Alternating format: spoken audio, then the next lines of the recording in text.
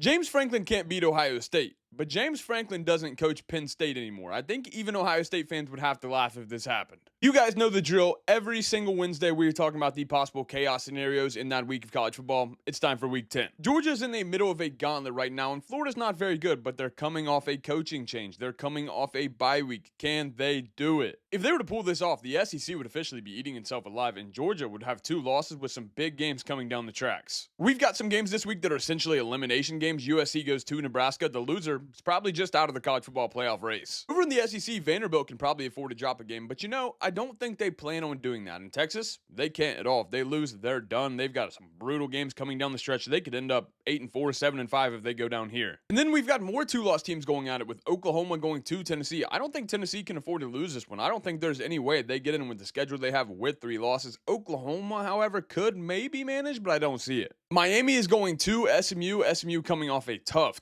loss to Wake Forest. They're returning home. We know how teams do off a loss, returning home. Can they take down Miami? We'll see. I don't know how much people are paying attention to Kansas State right now, but they are hot. They are playing some good football. Texas Tech, I think, is still the favorite to win the Big 12, but that could all change. They might not even get a chance if they lose this game. We've also got Utah, nearly dead in the water, but still a very good, very dangerous football team, playing Cincinnati, who is undefeated in the Big 12. And if Cincinnati goes down, every team in the Big 12 will have at least 1 loss in conference besides BYU. Georgia Tech goes to NC State. I think this Georgia Tech team is vulnerable any given week. I just do. That shows because they're only a 5.5-point favorite in this game. What if Hollywood Smothers gets loose? What if CJ Bailey goes crazy on this Georgia Tech defense? All of a sudden, the ACC is wide open. Georgia Tech's outlook changes drastically because they would only have 1 loss, but it's in conference. They might not make the conference title game, and they've also got Georgia later on the schedule. And then lastly, we've got South Carolina going to Ole Miss. The only reason I really included this because I think the South Carolina team played really well last week, but I think they're kind of scorned. They're going on the road. Ole Miss might be kind of full of themselves. They're coming off a big win. They're coming off a gauntlet of a schedule. This is another game that could turn the SEC upside down. That could make that conference complete chaos. That could maybe reduce the number of teams that are able to get into the college football playoff.